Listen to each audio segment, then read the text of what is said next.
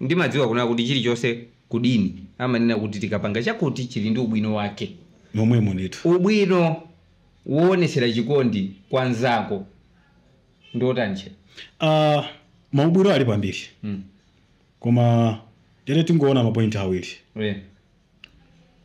Choyambirira munthu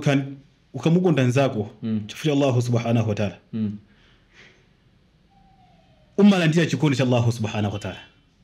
So chikondi chikubwera kwa chikondi. Chikondi zapo so. Amati diso kulipa yani? Diso. Ife mukamukonda kwa Allah subhanahu wa ta'ala akukonda so iwe.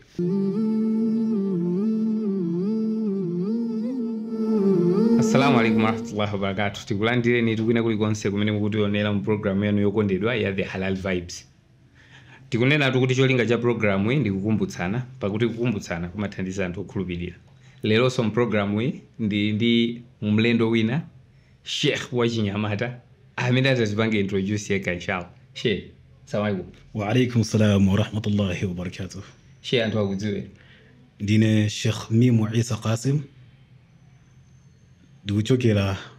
muzikiti wa Chingambo, koma ndimapanga business town omwe mwanzuzo. Shukran.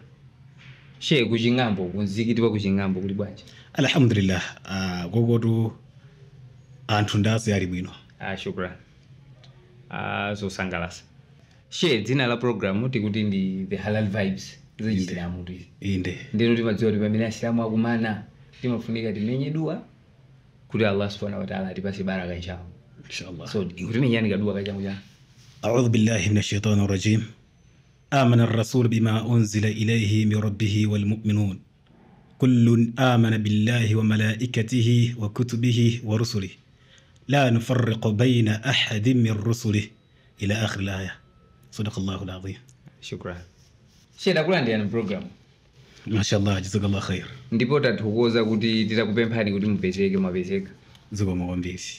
Okay, so Sheikh, chimene takuyitanirani kwambiri ndifuna tikambirane nkhani ya chikondi. Inshallah. Tikuona kuti chikondi pakati pathu masiku ano chikuchepa. Kwambiri. Allah subhanahu wa ta'ala anatiphunzitsa kuti khaya chikondi osati pakati pa asilamu tokha, komano tikonde wina aliyense. Ngati mmene mtumiki wa sallallahu amatiuzira kuti even maneighbors athu ndine kumakonda. Koma tikaona mezi nthu zikuyenda masiku ano anthu achuluka kuyuzana. Kwambiri. So ife kuti tibwera apa mkuyamba kukamba za chikondi anthu samva ife sa Sheikh. So ndicho yake tanodiye Sheikh.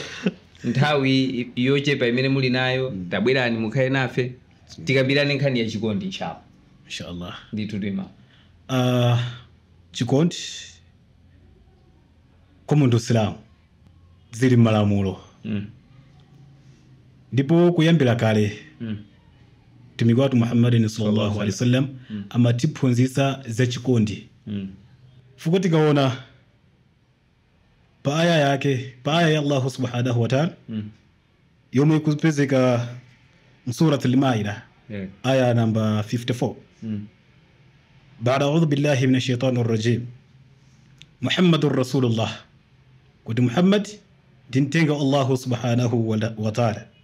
والذين معه أشداء على الكفار رحماء بينهم قد دي أنتو أميني أما كان دي محمد صلى الله عليه وسلم أداري أنتو أمبامفو كو أنتو إينا وكما كافير رحماء بينهم كما amamvera na chisoni amachitirana chifundo pakati pawo. Okay, so kutengera ayayo anthu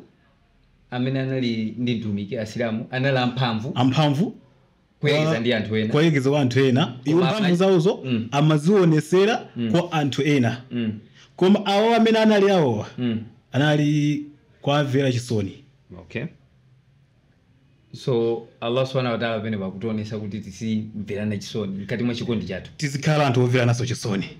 mkati mwa chikondi chathu. Kuti chikondi chilimbe chifukwa chisoni. Chifukwa ngati ife tilibe chisoni ndi chikondi palibe. Ndithu. So tikunena kuti pamene palibe chisoni palibenso chikondi. Komano Sheikh, mwina anthu ena akatha kumafunsa kunena kuti zizindikiro za chikondi chenicheni zili motani. Zizindikiro zipo zambiri. Koma tingotengapo mapointi ochepa chabe. point yoyambirira an-nasihat wal irshad kuchenjeza komanso kumulozera munthuyo zoyenera kuchita ndi chikondi chimenechi chikondi. so anthu ena ake akamachenjezedwa ndi kumalozeredwa zochita amadana ndi munthu anthu ozikonda amadida amaziona ngati iwo ndi amene ali abwino kwambiri pamene munthu akwakonda koma iwo akwakonda. mukumva ali kumeneko akuti munthu kukulangizani kukuongolerani ulapo malakwitsa ndi chikondi. Munthu kuzalira mwe mavala kanjo osasita kasiteni chikondi chizindikiro choyamba tiyenshe chizindikiro choyamba komanso pa chizindikiro chindi chachiwiri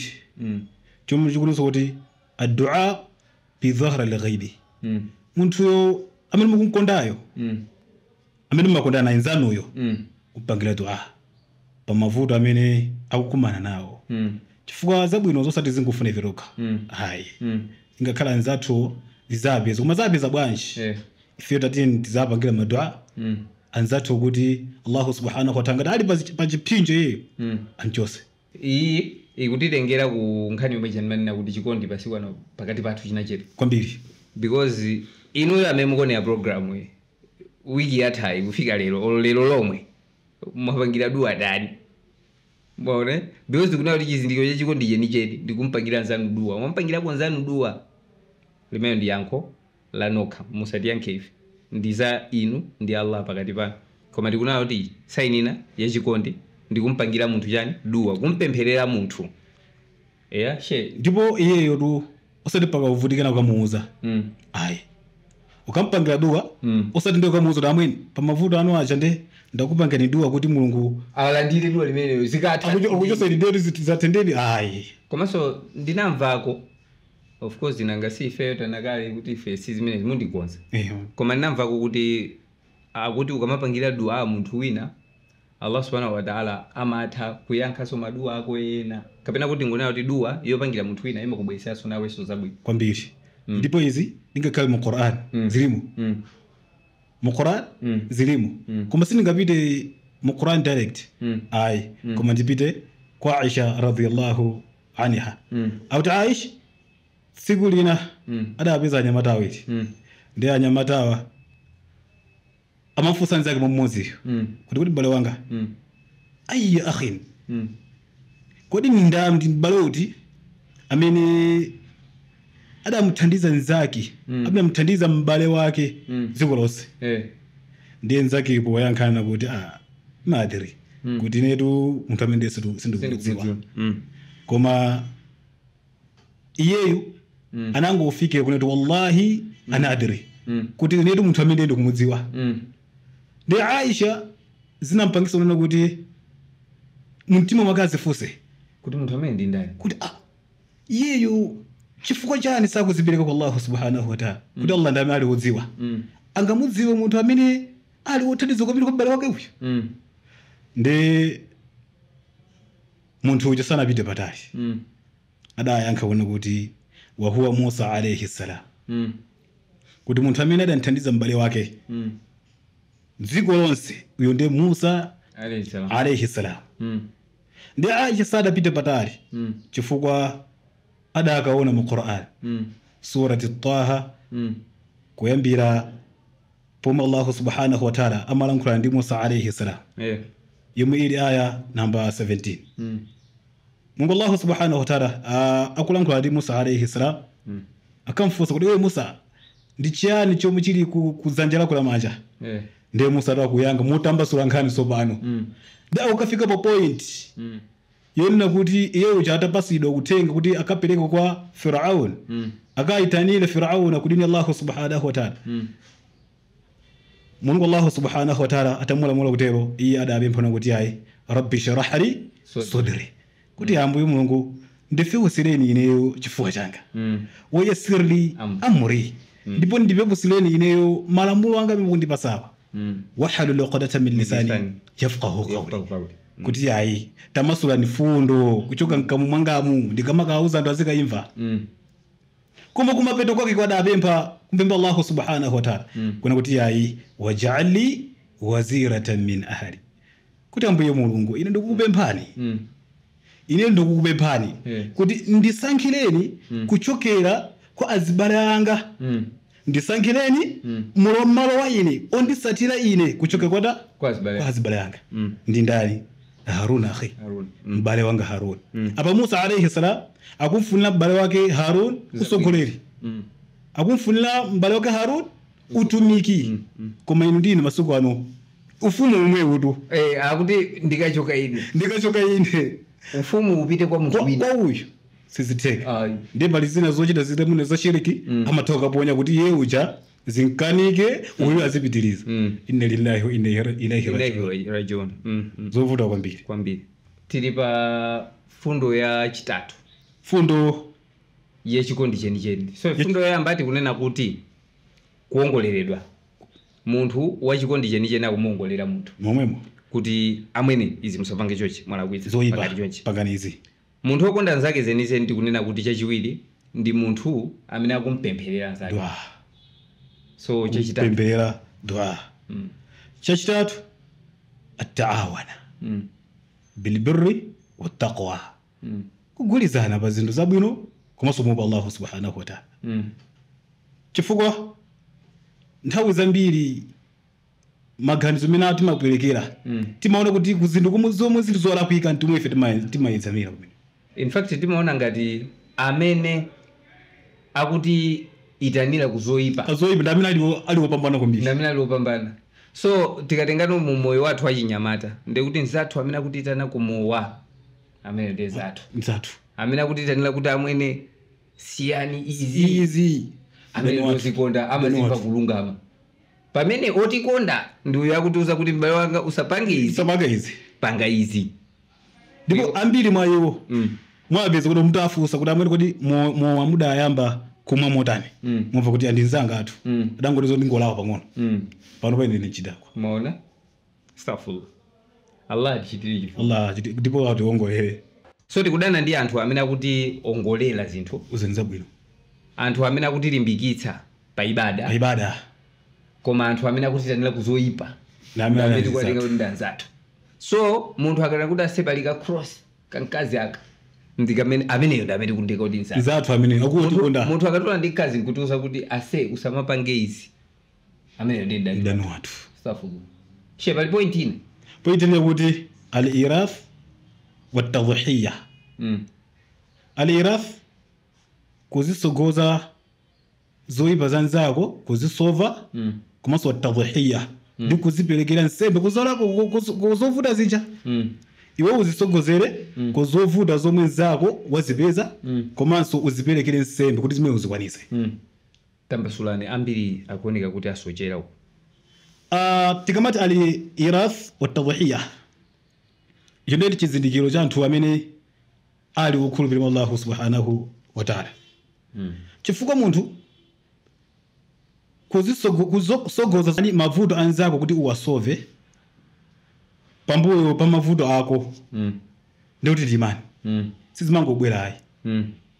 ndakumbukira nkhani imene timakonda kumva sindizowa ngati tiliona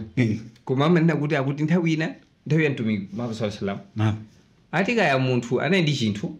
chimene anakapereka kwa sahaba wina then chinthu chija sahabayo atachilandira anaona kuti ngakhale ichi chandipeza ine koma ndi nzanga amene ali ndi mavuto kuposa ndani ine ndi ndikuchitenga kuzakupasa ndani inu ndikusaona kuti ine ngakhale ichi chandipeza koma ine sichikufunika kwambiri chikufunika kwa uyo akujambula ali kukamera then amene ali kukamerayo ndikuchitenga ndikuona kuti iye ngakhale ichi chandipeza ine sichikuyenera ine chikuyenera uyo director wathu director uyu nkuzana kuti ayi chinthu chingakhale chandipeza ine ayi ngati masahaba chimene choncho mpaka nano chinapeza kuti sekuja mpaka chinabwerera sono kwa munthu woyambirira amene chinthu chinamfikira kuti mashallah imene ndi saini yomwe ikugwirizana ndi fundo iyi yomalizira kuna kuti okay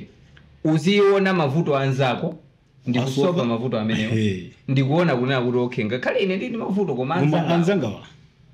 zomwe ino tikabwerera ku nkhani yomwe tayambira kuja muona kuti chikondi pakati pathu chikuchepa because anthu ndochepa amene anganene kuti okay ine ndinasopa vuto la nzanga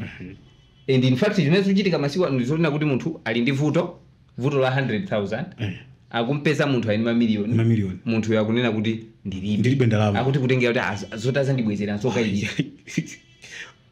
kumaona soto mwina munthu poti alibe chochita kuti ungopeka ngati soda hayi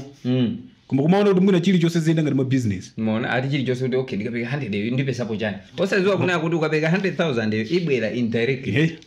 ndipo pa uthenga wa al-irath wa tadhiya mu Qur'an tiupeza mu surat al-hashr aya namba 9 kama Allah subhanahu wa ta'ala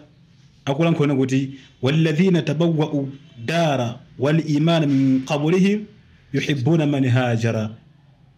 ilayhim kuti ndithu anthu amene adasogola ku Madina ndi imani yomwe Mulungu Allah subhanahu wa ta'ala akwakonda anthu amene asamukira kwa iwo akwakonda anthu amene asamukira kwa iwo wala yajiduna fi sudurihim haja ndipo sakupeza vuto lina lililonse mmitima mwawo mimma utu pazomwe akutenga kumapasa ubweracha wa yuthiruna ala anfusihim walau kana bihim khaswasa ndipo anthu akusogoza zinthu zoti amazikonda powapasa mamuhajirin anthu amene abwera acha ingakhale iwo pa zinthu zomwe akuperekazo akuzifuna kwambiri ingakhale iwo pa zinthu zomwe akuperekazo akuzifuna kwambiri koma akuzitenga kwapasa obwera kuti athandizana muthandizike ndi izi ineyo ndikhale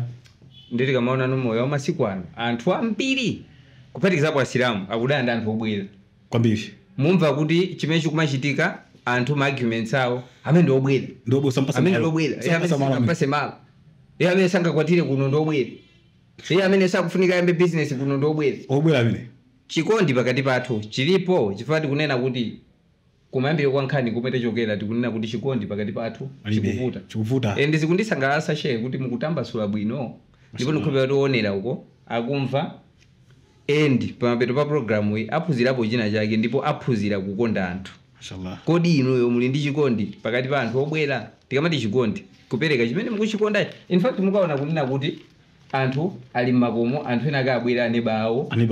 koma kudziwa kuti anthu abwera kumene mwina sangaphike iwo ali zokudya mapoto akatayi malamulo takulandira mwafika usiku idyanizi mwina mawu kuchikocha kumawu phikani mazi osamba samapanga mwina atibera akuti ntawuni mwali anabwera eka mwazi kampo atibera stafful so share naam tamva za chikondi tamva zokuti anthu akakhala akukondana zizindikiro zoti chikondi chenicheni chilipo ndisiti inshallah komano nkhani ina imene tinganene ndiyonena kuti ndimadziwa kuna kuti chilichonse kudini amanena kuti tikapanga chakuti chili ndi ubwino wake momwemo ndithu ubwino woonetsera chikondi kwa nzako ndotanje maubwino ali pambiri koma lero tingoona mapointi awiri choyambirira munthu ukamukonda nzako chifukwa Allah subhanahu wa ta'ala umalandira chikondi cha Allah subhanahu wa ta'ala so chikondi chikubwera kwa chikondi chikondi zapo so ngati diso kulipa yani diso ife mukamukonda kwa Allah subhanahu wa ta'ala akukonda so iwe sono tati ndizifunse kuti Allah subhanahu wa ta'ala atatikonda tingakhale siti pa ntchito Allah subhanahu wa ta'ala atatikonda tingakhale business siti kupanga mariziki akuzomabizika Allah subhanahu wa ta'ala atatikonda tingakhale vuto lina lilonse palibe ndeno chinthu choyamba chikondi cha Allah subhanahu wa ta'ala chifukwa choti ife takonda chani nzathu ende ndikunena kuti chikondi icho chisakhalenso choti nzathuyo tizichita kumuuza kuti timakukonda tuyo umaziwa kapena kuti asenda kupangira duwa tikuziwa ngongoni yako ija ndaitira ndine kuziwa imene si chikondi funa kumbira ndakonda sitiutizi tikufuna atiyamikire pa chizungu amati kufuna mafeva fokati kamuuza amwenda kupanga ali dua kuti mavuto muli nawo akuchosana Allah subhanahu wa ta'ala ndi akapata kuti yamikende tidandaula koma tipange jazakallahu khair kuti awonde kuti timu wanga ndolamba kukweza inu mama kweza Allah subhanahu wa ta'ala wasika so point yoyamba tikunena kuti Allah atikonda ngati ife tikukonda yeye yonde chiwiri rahat linafsiya almahabbata fillah makhala ndi mtendero mu mtima ineyo ndikuthandizeni inu inuyo ine ndikavutika inu mundithandiza timakhala ndodalirana ine ndikavutika inu mubwera kwa ine kundipasa zomwe ndinalibe ndio kuti ine moyo wanga pomwe ndikukhala ndikudale kuti ineyo ulezita ndivuta koma zanga uchakakhala nacho ine ndija timakumbukira kamene kokantendero mu mtima timakumbukira tili ku skulu maskulu a boarding mesa amakhala kuti ndekuti mabedi aja wina agona pasi wina mwamba wina agona pasi wina mwamba so anthu amene tinayiona kuti kunyumba kuja tabwera ndi chimanga tikugawana ndi anthu timadya maufulu makatendero mu mtima sitikunena kuba koma anthu amene amabisa zimatengera kuti ena tonse tigone iwe ndaloku bulangeti ayambe kutafuna mtendero mu mtima sankhale nawo chifukwa zinthu zija zimapeza zikuwaolera chifukwa alibe chikondi akuzunzikaso so chimodzimodzi kusasolva vuto la nzako ukudziwa kuti uli ndi kuthekera nzako ja kumamona akudusa umasowa mtendere pamene ukakhala kuti wamuthandiza munthu ukuyenera kukhala ndi chani mtendere wa mu mtima mutakhala mu society mmakombonemo kuti tonse mkomboni tizikhala anthu okondana alisasikhala mtendere wa mu mtima chifukwa ata umagonanso kukhoma usaseka chifukwa palibe womuopa wina kuti atha kubwera kumunyamulira katundu wake tikakhala tikukondana tizigona osaopa kuti atibe hayi shemwe andikumbutsa pali ndinapita kumangochi I think just some 2 months ago kumangochi kuja ninapeza kunayo ndikupita yonchi kumene mapita ninapeza kuti kuna kutali estimate ya distance ndithawi yosowa mafuta ichi mafuta anandithera gama kuti nangoisiya pansi kuti because panayi pafupi ndi kumene mapita and amandiuza kuti galimoto imawa wamuitani muipeza kumabwino ndili kunyumba kuja ndinasakumbukira kuti sinakiye galimoto komanso ndirama zinayi muti zimomwemo wallahi billahi ndirama zonse ndinakazipeza mashallah galimoto ili bwino so ndingotenga point yanu imene mukunenayo kuti mukakhala kuti muli malo ona kuti ndinu anthu achikondi simungamaopeso kuti nzanga andinyamulira fena tikuzoda okay ndife amodzi mmakhala kuti basi pali umodzi akavutika uyo akaberedwa ndithandizaso ine kupasa munthu akaberedwa awera aiso imakhaso ili munthu akaberedwa abwera nolira ndimwe ndinemaso ibenda beredwa ndikupasa kuti no atani mavuto akosi mungapindulero okay so share ndithokoze kuti takamba kunkhani ya chikondi tamva kunena kuti chikondi chenicheni ndichi tamva kunena kuti tingachidziwe bwanji chikondi chenichenicho komanso tamva maphindu amene alipo mu chikondi chimenechi nkhani ya chikondi iyi ndi nkhani yaitali kwambiri yokuti sitingayimalize komabe ndithokoze kunena kuti pang'ono pokha takambako